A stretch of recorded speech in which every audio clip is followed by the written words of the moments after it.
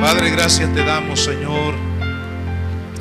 Te pedimos en esta hora, mi Dios, que tú nos ministres así como lo has hecho, mi Dios amado, a través de la adoración de tu pueblo, a través de la oración.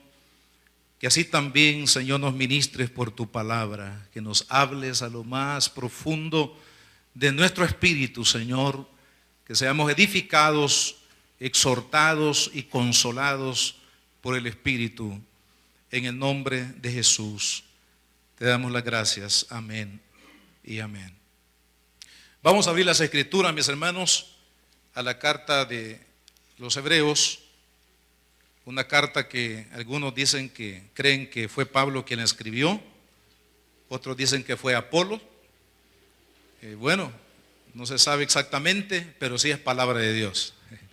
Eso sí lo podemos asegurar, que es palabra de Dios para cada uno de nosotros.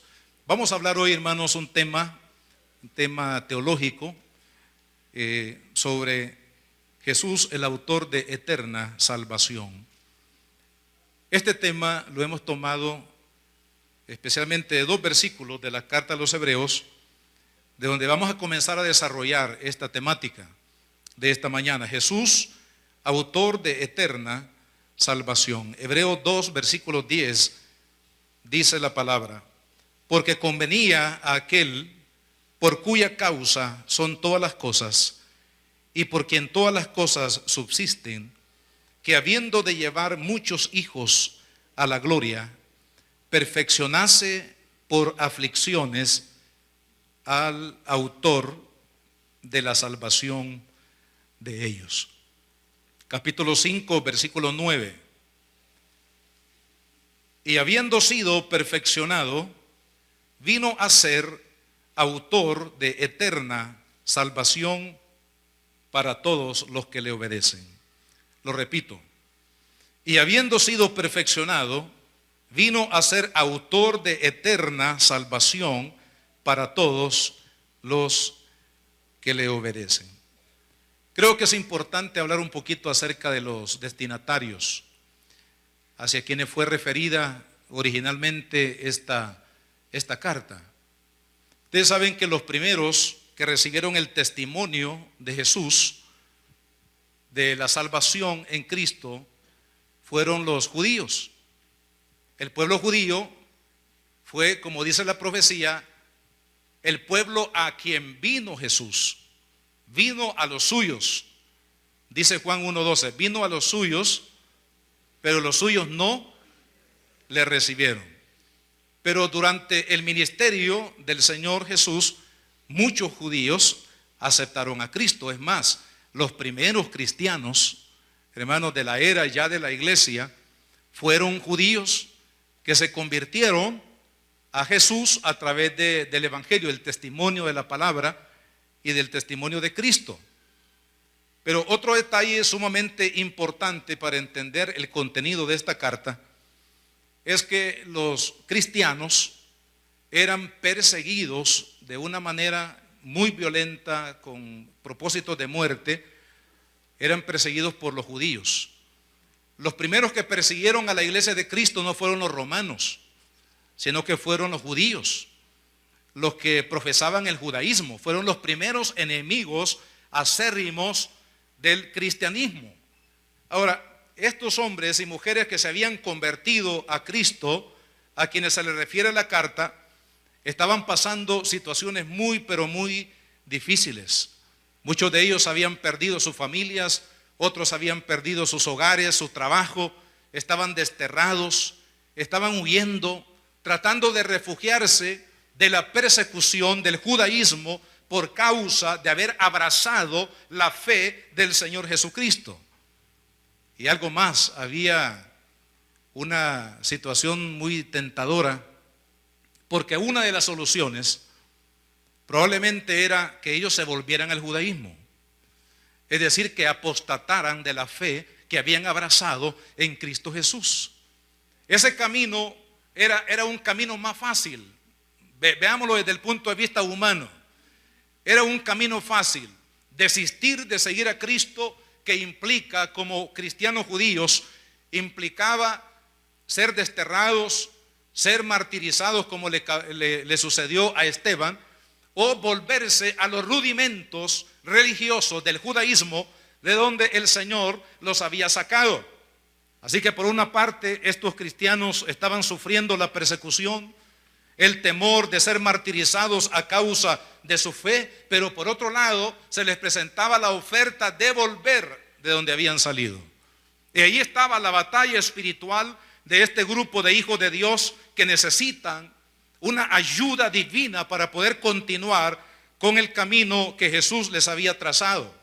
Es por eso que encontramos pasajes como el del capítulo 12, los primeros 2 versículos, donde la palabra dice: puesto los ojos en Jesús, que es el autor y el consumador de la fe. Es una manera como el Espíritu Santo, hermano, estaba consolando, estaba fortaleciendo, estaba animando a esta iglesia, a los hebreos, para que se mantuvieran fieles a la fe de Jesucristo.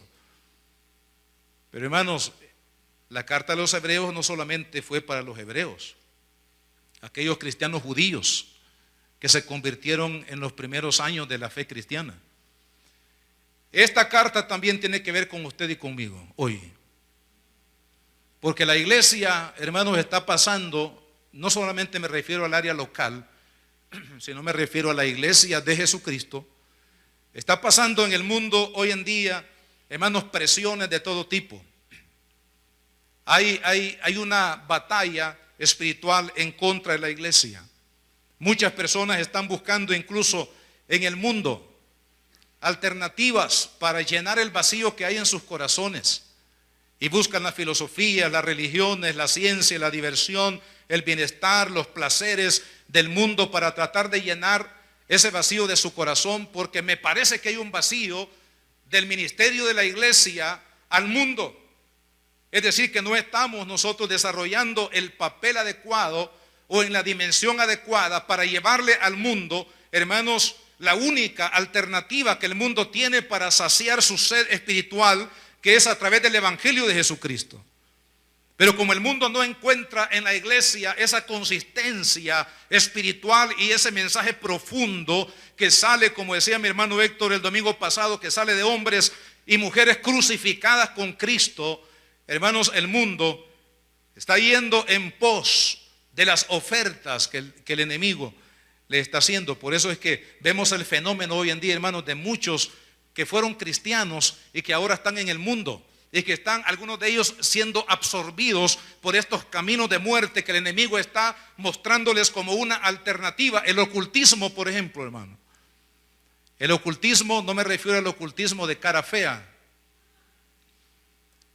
que presenta a Satanás con cachos y cola, sino me refiero al ocultismo de caché, al ocultismo así sutil, al ocultismo que le presenta al hombre intelectual de este tiempo yo le llamo, ¿verdad?, como anestesia local y temporal para los problemas de su alma, para los problemas de su vida, porque esos son las religiones, las filosofías, la ciencia, la diversión, los bienes, los placeres. El ocultismo, hermano, es una especie de anestesia que trae cierto alivio para el dolor que tienen las personas, llenar de una manera superficial el vacío que hay en el alma de una persona, pero que sabemos que no es la respuesta, porque sabemos quién tiene la respuesta absoluta, y esa respuesta absoluta la tiene Dios.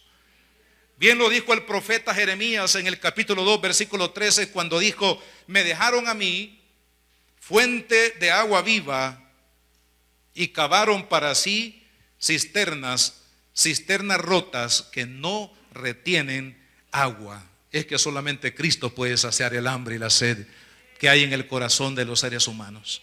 De tal manera que esta iglesia llamada a los hebreos, a quienes el Espíritu Santo les envió este mensaje, en medio de su abatimiento, en medio, hermanos, del peligro de volver a los rudimentos del judaísmo, ellos reciben este mensaje de Dios, de un poder superior, de un poder que iba más allá de lo que ellos habían experimentado en la liturgia del judaísmo, un poder que va más allá, que los puede sostener aun cuando el mundo se les vino encima, ellos podían tener las fuerzas, podían tener, hermanos, la habilidad, tenían el poder para sostenerse en su fe. Y de eso precisamente trata el libro de Hebreos. Presentar a Jesús como aquel que tiene un liderazgo superior. Y de eso quiero hablarles en primer lugar. Jesús, como autor de la salvación, Él tiene un liderazgo superior. Superior a todo lo que vamos a mencionar. Por lo menos 4 entidades que para el judaísmo eran fundamentos, eran, diríamos, columnas de su fe, de su esperanza. Pero Jesús es superior en su liderazgo a todo lo que había acontecido. En primer lugar, hermanos, hablemos de la superioridad de Jesús sobre los profetas. Dice el capítulo 1, versículo 1, Dios habiendo hablado muchas veces y de muchas maneras en otro tiempo a los padres por los profetas. El versículo 2, en estos postreros días nos ha hablado por medio del Hijo, con H mayúscula. Se está refiriendo a Jesucristo. Los hebreos recibirían fortaleza para seguir adelante en su fe si ellos lograran entender que Jesús, al que habían recibido en su corazón, como lo manda el Evangelio, era superior a los profetas que ellos habían admirado en el pasado. Por ejemplo, hermanos, el profeta Elías, el profeta Eliseo, el profeta Moisés, porque era considerado como un profeta, el profeta David, porque era considerado también como un profeta a Israel. Entender que Jesucristo, el liderazgo de Jesucristo está sobre, hermanos, el liderazgo de todos los profetas que habían existido, y los que existían en el momento era una manera como el Espíritu Santo quería fortalecer la fe de los hebreos para que ellos no desmayaran en el camino que habían abrazado. Y hermanos, quiero decirles que el ministerio de Cristo, el liderazgo de Cristo está sobre el liderazgo de cualquier hombre, del pasado, del presente y del futuro. ¿Por qué razón? Porque Jesucristo es Dios y su liderazgo definitivamente está sobre todo liderazgo humano. El liderazgo humano, fíjense las características que la Biblia da del liderazgo humano. Eran hombres llamados por Dios, es decir, estaban a la disposición de Dios. Dios era realmente la autoridad sobre ellos, no ellos eran autoridad, sino estaban bajo el llamamiento y el liderazgo y la capacitación que Dios les daba para poder ejercer un ministerio. Por otro lado, el liderazgo humano es un liderazgo de mortales. Es decir, que tarde o temprano los hombres nos morimos, hermano. Esa es una ley, ¿sí o no? Está establecido, dice la Biblia, que el hombre muera una vez y después de esto, el juicio. Además de que el liderazgo humano es un liderazgo mortal, también está lleno de debilidades. Y lo dice la palabra de Dios. El liderazgo humano está lleno de debilidades, hermano. ¿No crea usted que los líderes de las iglesias hoy en día o en el pasado son supermanes? Eso es Superman y de Batman y otros personajes, hermano, del mundo. Esa es una idea de ficción. Eso no es realista. Los hombres estamos llenos de debilidades. ¿Cuántos en la Biblia, hermanos, que recibieron tremendos ministerios, profetas de Dios que hicieron descender fuego del cielo, profetas que hicieron milagros, que hicieron volver a todo Israel a Dios después de un periodo de apostasía? Hermanos, cayeron en errores, algunos perdieron a su familia, otros perdieron su matrimonio, otros hermanos cayeron en pecados sexuales, otros cayeron en pecados de codicia, es decir, otros se enfermaron. ¿Por qué? Porque el liderazgo humano está lleno de debilidades. Por eso, hermanos, usted y yo, nuestra esperanza debe estar puesta en Jesucristo. Es lo que el Espíritu Santo le dice a los hebreos y nos dice a nosotros también hoy en día. Vean que el liderazgo de Jesús está sobre los profetas. ¿Por qué? Porque Él es Dios. Y porque en Él, hermanos, no hay debilidad. Y porque en Él no hay sombra de variación.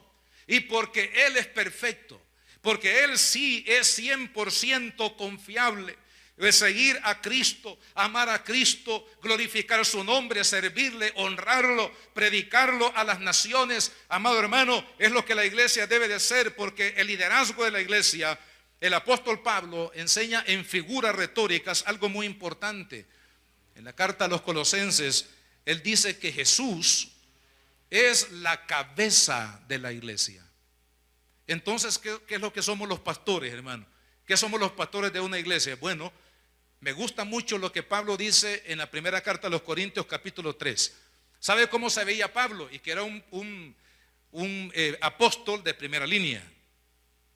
Pero dice él, somos colaboradores con Jesús. ¿Qué somos los pastores? Somos colaboradores con la cabeza que es la iglesia, de la iglesia que es Jesucristo. Usted y yo debemos de ver la superioridad del ministerio de Jesús sobre los profetas. Por otro lado, amados hermanos, los liderazgos humanos son temporales y son tan transitorios. Hoy estamos, mañana no estamos. Así es la vida del liderazgo humano, temporal, pero Jesús permanece. El Espíritu Santo estaba ayudando a la iglesia a que vieran más allá de lo que era el ministerio profético, más allá de lo que eran los hombres como instrumentos de Dios para edificar, para traer la palabra, para bendecir a la iglesia, que su mirada estuviera puesta donde debería estar, en Jesús, que es superior su liderazgo que los profetas. El otro argumento de la palabra es que Jesús es superior a los ángeles. En el versículo 4 dice, hecho tanto superior a los ángeles, cuanto heredó más excelente nombre que ellos. Entendamos una cosa muy importante, que cuando aquí dice hecho tanto superior a los ángeles, no significa que Jesucristo fue creado por Dios, porque aquí está hablando en el contexto de la humanidad de Jesús. Está hablando de la encarnación de Cristo, ¿verdad? Pero no como Dios, sino en su encarnación. Claro, la Biblia dice que Jesús en su encarnación fue humillado y se hizo siervo de todos los demás. Pero en su calidad de Dios, Jesús es superior a los ángeles, que era uno de los aspectos medulares también en la enseñanza del judaísmo y del cristianismo, ¿verdad? La capacidad que tienen los ángeles, que son emisarios, mensajeros, porque la palabra ángel significa literalmente mensajero. Los ángeles, hermanos, son seres creados por Dios. Dice la Biblia que existen por millones. A lo mejor aquí en este santuario hay muchos ángeles, usted no los ve. Son creación de Dios, pero Jesús no puede ser creación de Dios. Ahí está el error estructural de una religión poderosa en el mundo. Poderosa en el sentido de expansión. Que han limitado, que han rebajado a Jesús o a ser un profeta, como lo predican las filosofías humanas, o a ser un ángel, la categoría de ángel, que también es un error de interpretación de la Biblia. Jesucristo no es un ángel, Jesucristo es Dios, y como Dios, Él tiene, hermano, superioridad en su liderazgo. Mire, los ángeles, además de esa organización tremenda que vemos en la Biblia, los ángeles, ¿para qué? Usted dirá, ¿para qué Dios creó los ángeles? Los creó para su gloria, así como creó para el hombre para su gloria los creó Dios. Los ángeles cumplen misiones especiales de parte de Dios. Los ángeles combaten las fuerzas malignas de las tinieblas a favor de los hijos de Dios. Los ángeles defienden y protegen a los hijos de Dios. El Salmo 91 habla del ángel de Jehová que acampa alrededor de ¿quiénes? De los que le temen y los defiende. Los ángeles que están a favor de los herederos, dice la Biblia, de la salvación. Los ángeles que defienden a la nación de Israel. Usted se preguntará, ¿por qué una nación tan pequeña en territorio, tan pequeña en población, tan pequeña en cuanto al número de su ejército, es una nación que está ahí y que ha combatido contra grandes potencias y no la han podido mover de ahí? Usted se pregunta, ¿por qué Israel tiene, hermanos, efectividad en su defensa? Bueno, es considerado la defensa de Israel como de primera línea en el mundo. Pero no es tanto por lo que ellos tienen, es por quien los defiende. Amén, porque el ángel de Jehová acampa alrededor de los que le temen y los defiende. Gloria al Señor. De la misma manera, los ángeles del Señor están a favor de la iglesia. ¿Cuántas veces usted y yo hemos sido protegidos por los ángeles de Dios? No nos hemos dado cuenta, pero hay un peligro, hermanos, que se predica hoy en día. Ahí aparece en el periódico, aparece en internet, por todas partes, el peligro de adorar a los ángeles en vez de adorar al Dios que creó los ángeles. Porque hay una tendencia por ahí de personas que creen, hermanos, de encontrar, de descubrir cuál es tu ángel. Prácticamente hacen de su ángel su Dios, hacen de su ángel su ídolo, y no están creyendo más en que Dios los va a guardar, sino que el ángel asignado o el ángel suyo es lo que lo va a guardar, y ese es un error, hermano, porque el ángel se puede convertir o se convierte muchas veces en el Dios de la persona. Usted no crea en el ángel que lo defiende, no, usted crea en el Dios que lo defiende, porque es Dios el que nos defiende, es Dios el que envía los emisarios que sean necesarios, hermanos, para defender a los hijos de Dios, pero no adorar. ¿Sabe que cuando Juan el apóstol, en las visiones del libro de Apocalipsis, cuando él entró en esa puerta que estaba abierta y entró y comenzó a ver el cielo, comenzó, hermanos, a ver toda la gloria que está en el cielo reservada para la iglesia, este hombre fue impactado al abrir su corazón por una obra sobrenatural del Espíritu Santo para ver y contemplar a Dios en el cielo y contemplar todo lo que Dios ha preparado para la iglesia en el cielo y todo lo que va a pasar en el futuro. Claro, hermano, esto tan bello, tan hermoso, tan poderoso, de tan grande alcance, ¿qué pasó con él? Él cayó, dice, desplomado a los pies del ángel que le hablaba y lo quiso adorar. ¿Y qué le dijo el ángel? No le dice, por favor, le tocó la espalda y le dice, levántate, levántate, por favor, a mí no me adores. Adora a Dios, adora al Creador, adora al que es principio y fin, al alfa y la omega, adora al que te redimió con su sangre preciosa, adora al Hijo de Dios, adora a Jesús, pero no al ángel. Hermano, hay una enseñanza por ahí que anda engañando a muchas personas acerca del ángel. No, usted tiene que poner su confianza en aquel que es superior a los ángeles. Gloria al Señor. Mire, los ángeles tienen un poder impresionante. Por ejemplo, la Biblia dice, hermano, que un solo ángel envió Dios a pelear contra los madianitas en la época de Gedeón. ¿Sabe cuántos soldados destruyó un solo ángel?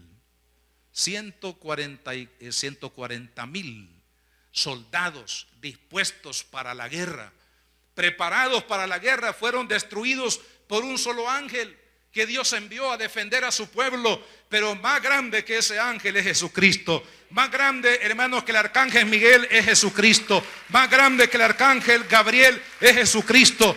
Él está sobre todo, sobre toda la creación. Por eso, claro, cuando los hebreos entendieron esta verdad, que con ellos estaba uno que es más grande que el arcángel Miguel, más grande que el arcángel Gabriel, más grande que los ángeles del cielo, su fe fue fortalecida. Y amado hermano, usted y yo vamos a pasar momentos difíciles, dificultades, pruebas, tentaciones, batallas, enfermedades y todo lo que usted y yo nos podamos imaginar, pero no olvidemos que alguien que es mayor que los ángeles está con nosotros, Jesucristo, el Hijo de Dios. Él le va a sacar adelante en victoria.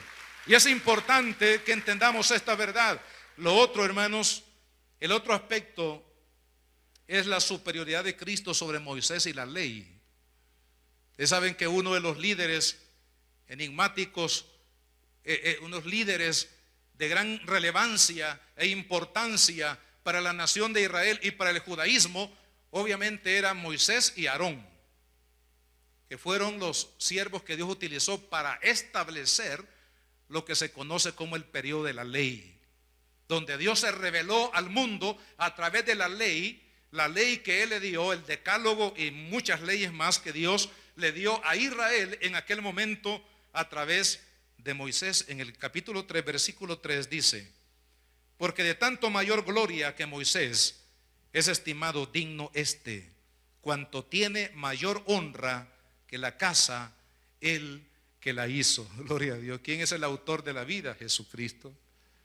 Y si Él es el autor de la vida, es superior a todos aquellos que Él ha puesto como líderes en un momento determinado en la historia. Y en este caso, el caso de Moisés. Moisés fue un gran líder, hermano. Un hombre especialísimo. Su llamado fue especialísimo. Cara a cara con Dios en la zarza. Llamados que muy pocas veces en la historia de la Biblia podemos ver. Grande en el llamado, grande en la autoridad espiritual que Dios le dio para sacar a Israel de la cautividad de Egipto con poder, con plagas, con milagros. Cuando sale, hermano, por mano poderosa, el pueblo de Israel en el desierto, el primer milagrito que ellos vieron fue que el mar rojo se partiera en dos y ellos pudieran pasar al otro lado. Qué interesante, qué importante, qué valioso, qué grandioso el ministerio, hermanos, de Moisés, con tremendos milagros, respaldo maravilloso del Espíritu Santo a través de todo el liderazgo de 40 años que este siervo tuvo. Pero dice la Biblia que Moisés no pudo entrar a la tierra prometida. El que entró a la tierra prometida con todo ese pueblo que habían crecido durante los 40 años fue Josué. Josué no tenía experiencia como líder. Cuando el Señor le habla y le dice que él va a ser el próximo líder que va a tomar el relevo para llevar a este pueblo a poseer la tierra de Canaán, la tierra de que fluye leche y miel, este hombre se desplomó, dijo: no, ¿yo cómo lo voy a hacer? Yo no puedo hacerlo. Y Dios comenzó a tratar con él, a decirle: esfuérzate, sé valiente, no te acobardes, sé valiente, tú vas a llevar a este pueblo porque así es mi voluntad. Usted me pregunta, amado hermano, ¿por qué Moisés no pudo llevar al pueblo a la tierra prometida? Yo no le podría contestar de una manera total. ¿Por qué? Solo sé que esa era la voluntad de Dios. La Biblia dice que Moisés, un día cuando Dios le dijo: mira, háblale a la roca para que ella produzca el agua que mi pueblo necesita, se había levantado quizás malhumorado y él no solamente le habló a la roca, sino que golpeó la roca en un acto, hermanos, de rebelión, de rebeldía o de desobediencia a Dios. Eso es lo que se dice que fue la causa, lo que dice ese suceso que se menciona en la Biblia. Pero hermanos, era la voluntad de Dios que Moisés llegara hasta ahí y que otro líder tomara su liderazgo para entrar a la tierra de Canaán. ¿Por qué? Porque Dios no quería que el pueblo pusiera su mirada en él. Porque alguien superior a Moisés, porque alguien superior, amados hermanos, a Abraham, alguien superior a Jacob, alguien superior a Josué, es el verdadero líder de la iglesia. Usted y yo debemos de comprender esa realidad para no claudicar en nuestra vida cristiana. Amado hermano, poner nuestra mirada, nuestra esperanza en la persona de Jesucristo. Sabe que hay muchas personas que están fuera de la iglesia hoy en día. ¿Por qué? Porque el mal testimonio de un hermano, el mal testimonio de un líder cristiano lo sacó de su fe. ¿Y por qué? ¿Y por qué, hermanos, el ver un mal testimonio de una persona que es como nosotros, humana como nosotros, nos va a sacar del camino de Cristo? ¿Cuál es la razón? No tiene fundamento. ¿Sabe por qué no tiene fundamento? Porque Jesucristo es la cabeza y es el fundamento de la iglesia de Jesucristo. Cualquiera persona, hermanos, vamos a fallar. Como lo hizo Moisés. Moisés falló. Moisés no pudo continuar y era un poderoso líder.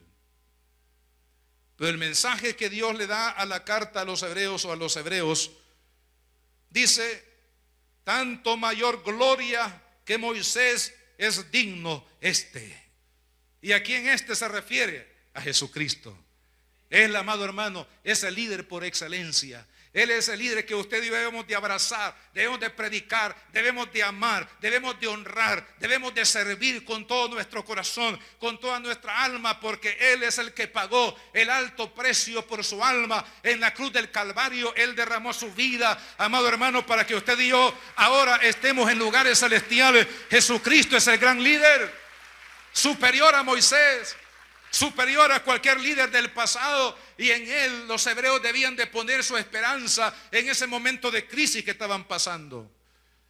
Dice la Biblia en el capítulo 4, versículo 8, lo siguiente: porque si Josué les hubiera dado el reposo, no hablaría después de otro día. Por tanto, queda un reposo para el pueblo de Dios. Ni aún Moisés les pudo dar, Josué les pudo dar el reposo a ese pueblo, y aún ya habían entrado a la tierra de Canaán. Pero es que el Señor hablaba de un reposo espiritual, hermano. No se trataba de cortar naranjas de este tamaño, papayas no se trataba de eso. Se trataba de encontrar el reposo para el alma. Y el reposo para el alma no lo puede dar Moisés, no lo puede dar, hermano, Josué, no lo puede dar Aarón, no lo puede dar Elías, no lo puede dar Abraham, no lo puede dar ninguno de los profetas. El único que puede dar reposo para el alma se llama Jesucristo. Él dijo: venid a mí los que estéis trabajados y cargados, porque yo os haré descansar. Aprended de mí, que soy manso y humilde de corazón, y hallaréis descanso para vuestras almas. Usted quiere descanso, solamente Jesucristo se lo puede dar. En él usted y yo debemos de poner, hermano, nuestra esperanza. Mire, el liderazgo de Jesucristo es superior. Y hay que tener cuidado, porque algunos por ahí nos dicen: miren, ustedes sabían, y fíjense una pregunta cauciosa. Vienen los enemigos de la cruz y le dicen a un cristiano: pero usted sabe lo que hizo Jesús después de los 12 años hasta los 30 años. Y ahí nos quieren agarrar. Porque el cristiano normalmente dice: fíjese que no sé dónde Jesús, no dice la Biblia, no dice dónde estaba. Claro que la Biblia dice dónde estaba. Algunos creen que Jesús fue por ahí a Medio Oriente para aprender magia, para aprender a hacer milagros, para hacer esto, para hacer lo otro. Mi amado hermano, Jesucristo no necesita nada de esa basura, porque Él es el Hijo de Dios, porque Él es Dios, y Él no necesita aprender, porque Él es el poder de Dios. Él no necesita aprender a hacer milagros, no necesita aprender a hacer magia, porque Él es el Hijo de Dios. Él es el Todopoderoso, el Creador de los cielos y de la tierra. Amén. Rechace toda oferta del enemigo, y le voy a demostrar dónde estuvo Jesús entre los 12 años a los 30, cuando Él comenzó su ministerio. Evangelio de Lucas, capítulo 2. Esta parte que vamos a leer, hermanos, es cuando, después de la fiesta de la Pascua, donde estuvo Jesús con sus padres, se fueron en caravana de nuevo hacia Belén, donde era la ciudad donde ellos vivían. Pero resulta que en el camino José y María se dan cuenta que Jesús no va con ellos, y entonces se preocupan y se preguntan: ¿dónde está? Y tuvieron que regresar. 3 días después lo encuentran en el templo. Amén. Eso está ahí en Lucas 2, del 41 en adelante. Lo encuentran ahí y le dicen: mira, nos hemos preocupado por ti, ¿qué pasó? ¿Por qué te quedaste? Y él dijo las palabras tan lindas, tan poderosas: en los negocios de mi padre me conviene estar. No estaba hablando de la carpintería, hermano, que era el negocio de José. No, estaba hablando del negocio de salvar las almas perdidas en todo el mundo y en todos los tiempos. En los negocios de mi padre me conviene estar. Y cuando él responde esto, vea, versículo 51. Le voy a demostrar dónde estuvo Jesús de los 12 años a los 30 años. Dice: y descendió con ellos y volvió a Nazaret. ¿Y qué dice? Y estaba sujeto a ellos, y su madre guardaba todas las cosas en su corazón. Que aquellos que se creen inteligentes religiosamente hablando, amado hermano, no le tiendan una trampa. Simplemente, ¿dónde estuvo Jesús? Ahí lo dice la Biblia: en su casa con sus papás. ¿Qué más queremos nosotros saber? Hay que tener mucho cuidado con esa especie de curiosidad que nos puede llevar por un camino de muerte, porque es el principio que el enemigo ha utilizado a través de todos los tiempos. Fue el método que utilizó con Eva. Eva veía la fruta Dios le había dicho: de esta fruta ustedes no deben de comer, porque el día que ustedes coman de esta fruta van a experimentar la muerte, van a entender lo que es el bien y el mal. Es decir, no les convenía.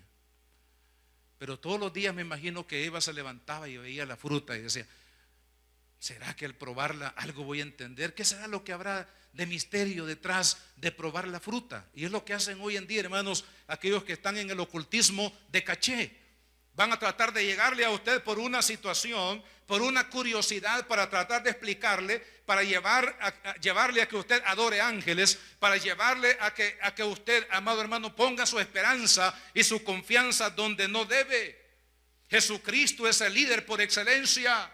Él entregó su vida por usted y por mí. Él es superior a cualquier personaje de la historia, del pasado, del presente, del futuro. Jesucristo es el único mediador entre Dios y los hombres. Él es el único que merece, hermano, nuestra confianza, nuestra esperanza. Y el cuarto argumento que presenta la palabra de Dios en la carta a los Hebreos es la superioridad de Jesús sobre el sacerdocio del judaísmo. ¿Dónde se inició el sacerdocio del judaísmo?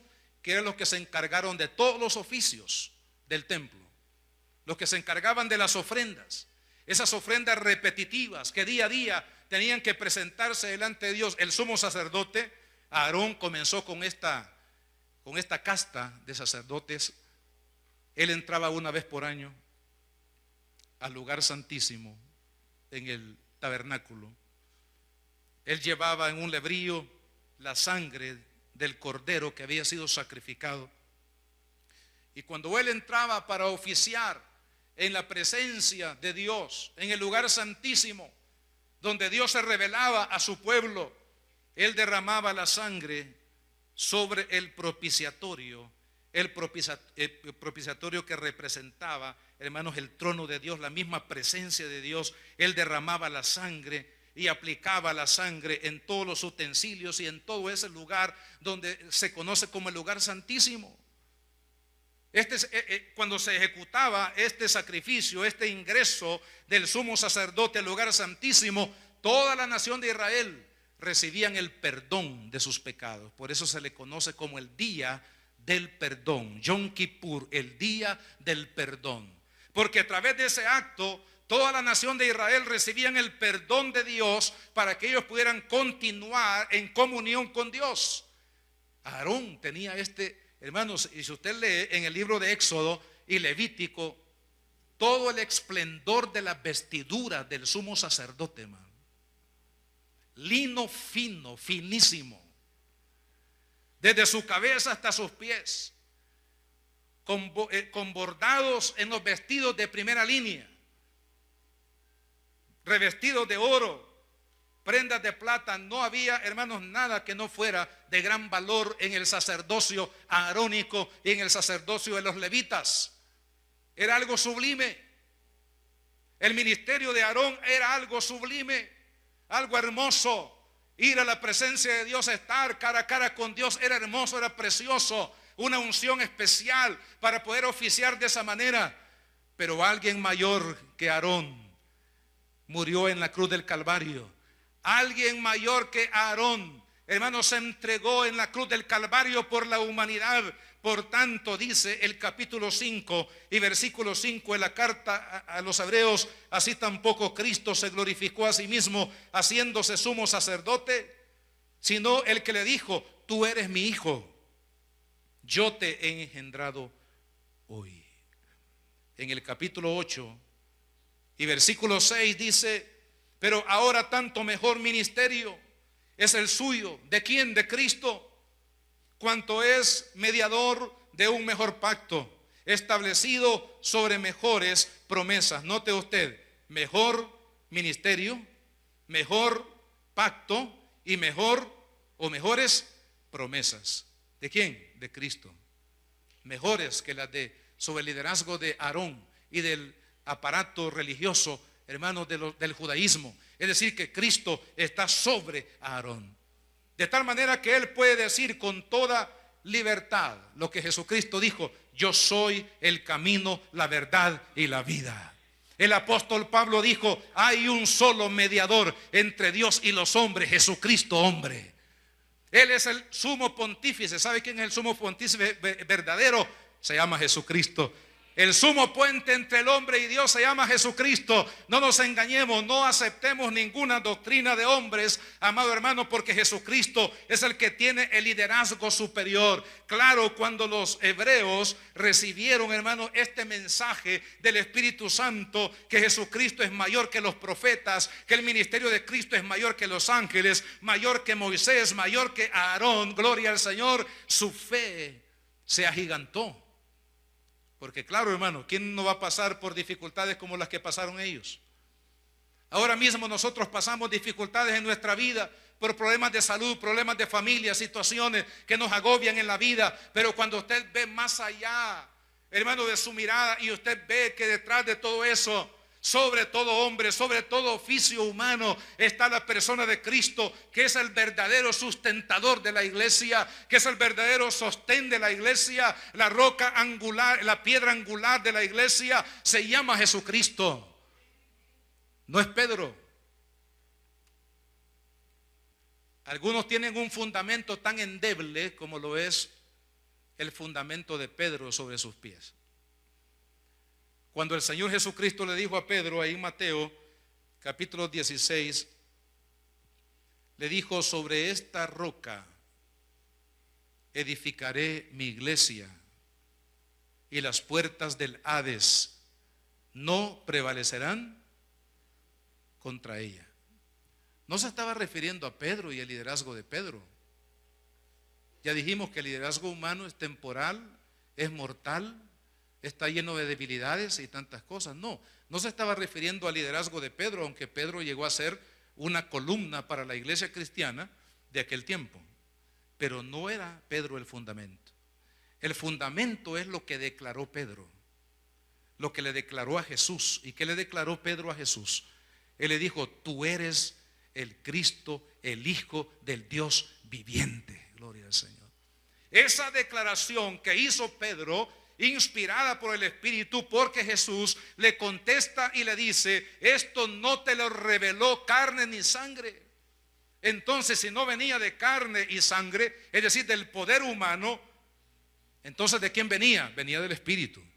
El Espíritu Santo hizo esa declaración a través de Pedro. Entonces Jesús le dice: sobre esta roca, pero no sobre él, sino sobre lo que él había dicho, edificaré mi iglesia.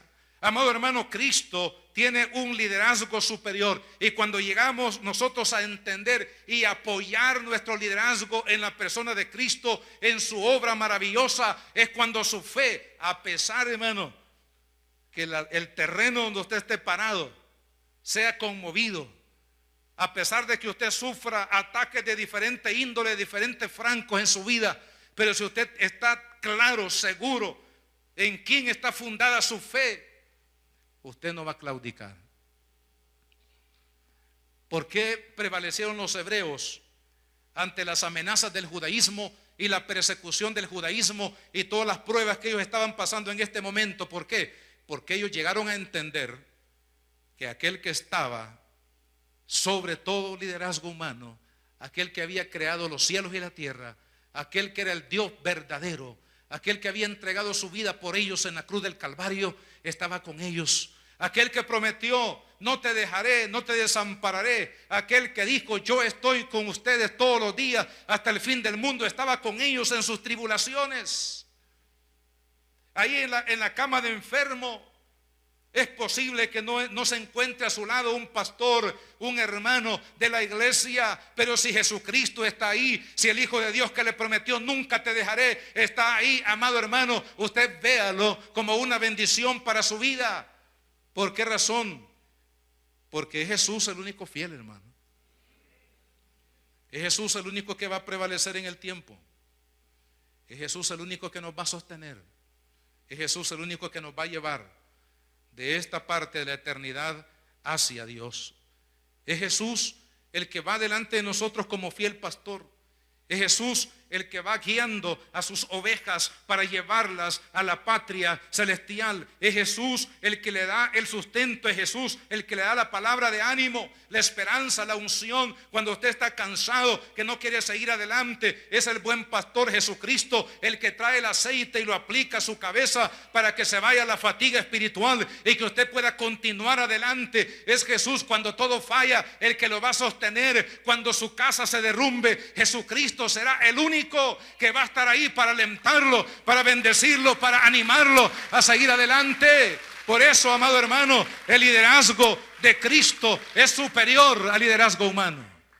Él es el único que nos puede sostener. Y vea lo que dice la palabra de Dios aquí, hermanos, en cuanto a los beneficios de ese liderazgo superior de Cristo. Dice el capítulo 2, versículo 3: porque si la palabra dicha por medio de los ángeles fue firme, y toda transgresión y desobediencia recibió justa retribución, versículo 3, ¿cómo escaparemos nosotros si descuidamos una salvación tan grande? ¿Qué es lo primero que usted y yo recibimos del beneficio del liderazgo superior de Cristo? La salvación del alma. Una salvación tan grande. ¿Por qué tan grande? Se lo voy a tratar de explicar de esta manera. Porque la Biblia dice que la paga del pecado es muerte. Y que nadie, ni aún el liderazgo y la liturgia, hermano, religiosa, nos puede llevar a un estado de perdón, a un estado de santidad para con Dios.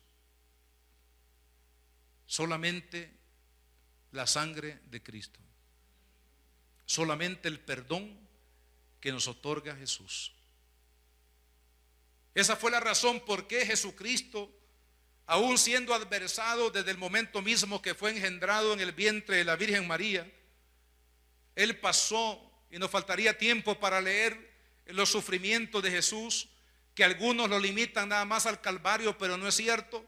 Los sufrimientos de Jesús comenzaron precisamente desde el momento que fue engendrado en el vientre de la Virgen María, y el Señor Jesucristo fue luchando, fue batallando, hermano, a través de toda su vida. ¿Por qué razón? Porque ir a la cruz, hermano, era la obra magna de Cristo, era la redención de la humanidad, era la única forma como los seres humanos podíamos recibir el perdón, podíamos recibir una vez más la restauración de la comunión con Dios de donde salimos. Es la única forma como el ser humano podía recibir la vida eterna, no había otro camino. De tal manera que Cristo en su sufrimiento fue hasta el Calvario, donde culminó su sacrificio.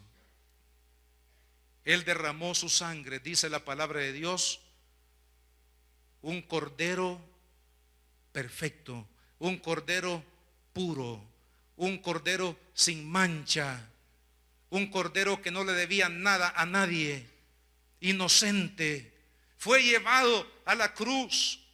Es decir, que el que murió en la cruz del Calvario, el Hijo de Dios perfecto, no murió por sus propios pecados como hacían los sacerdotes en el templo, que tenían que primero ofrecer sacrificio por su propio pecado. Él no, el Cordero perfecto, su sangre santa, pura, fue derramada en la cruz del Calvario para salvarlo a usted y a mí. Dígame si eso no es una salvación tan grande. Si el Hijo de Dios derramó su vida, amado hermano, en la cruz del Calvario para perdonarle a usted, para darle perdón, vida eterna, para llevarlo a la gloria de Dios, entonces dice el escritor, ¿cómo nosotros vamos a escapar si descuidamos una salvación tan grande? Amados hermanos, todos somos testigos de lo que pasó. Estos 5 jóvenes que murieron,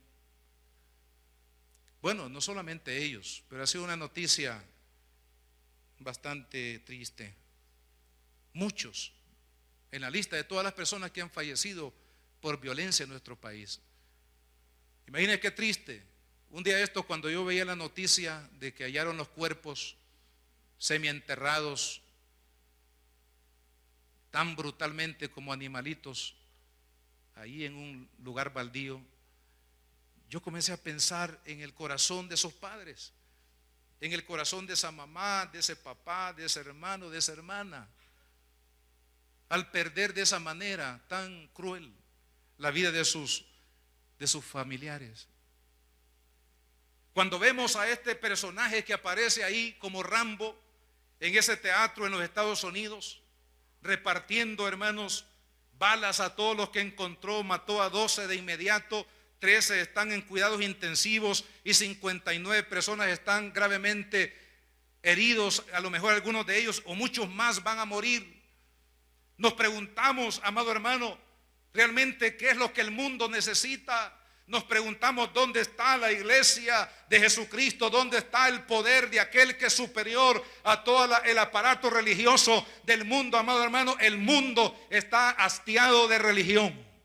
El mundo lo que necesita es experimentar el poder de Dios, el poder de Jesucristo, y solamente la gracia de Cristo puede perdonar, puede restaurar, puede limpiar el corazón, puede transformar, hermano, la maldad del corazón de un hombre. Solamente Jesucristo lo puede transformar. De ahí, hermanos, que la obra que Jesucristo hizo en la cruz del Calvario es la obra magna, la obra de redención, que es la que Él otorgó a través de su liderazgo superior.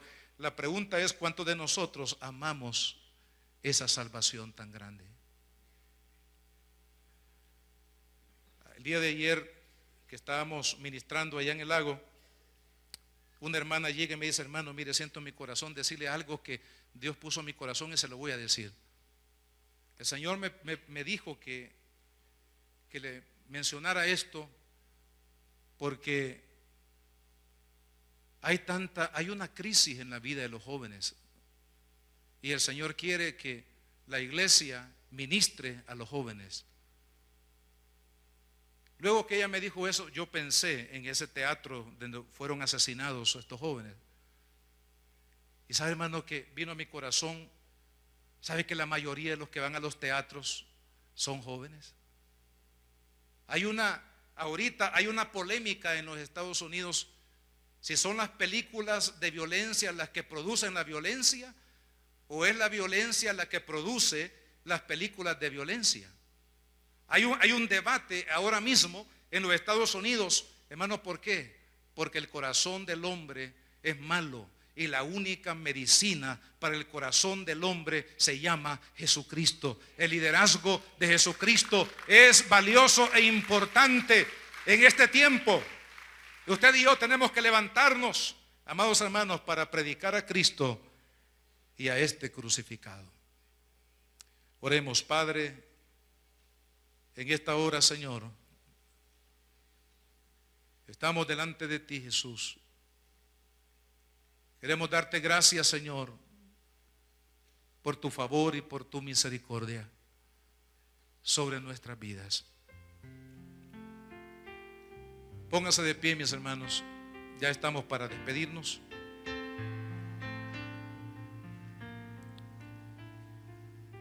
Yo quiero pedirle que ahí donde usted está, hable con Dios, hable con Jesús.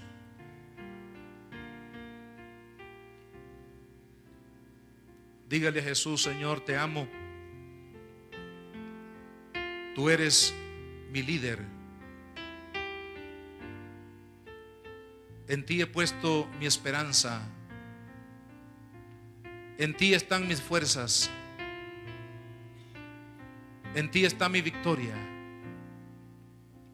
Jesús, te amo y quiero amarte todos los días de mi vida, Señor. Quiero honrarte. Quiero servirte.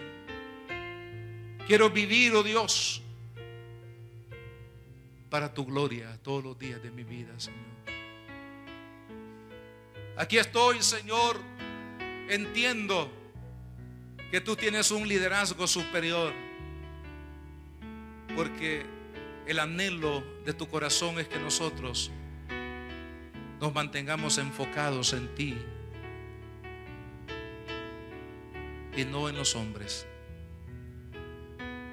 Señor, ayúdame, presérvame para vida eterna, Señor. Aun cuando vengan, oh Dios, a mi vida las pruebas de diferentes maneras, de diferentes ángulos, Señor, que mi fe esté firme hasta el final, Padre. Que mi fe, Señor, que mi vida sea preservada hasta el final, oh Dios, por tu gracia, Jesucristo. Padre amado, te pido en esta hora, Señor, que guardes la vida de tu amada iglesia. Estamos bajo asedio en el mundo, Señor. La iglesia está siendo perseguida, la iglesia está siendo atacada, la iglesia está en batalla. Pero, Señor, confiamos de que tú estás con nosotros y de que tú nos vas a llevar a la victoria en nuestra vida. Señor amado, abraza la vida de cada uno de mis hermanos. Por favor, como Jesús oró aquel día, que ninguno se pierda, que todos seamos preservados, Señor, para vida eterna, oh Dios amado. Guarda tus ovejas, fiel pastor. Por favor, que pongamos nuestra mirada en ti, Señor. En el nombre de Jesús te pido que protejas la vida de cada uno de mis hermanos al salir de este lugar, Señor. Que tu mano poderosa nos pueda guardar. En el nombre de Jesús te lo pido. Amén y amén. Que Dios los bendiga, mis hermanos.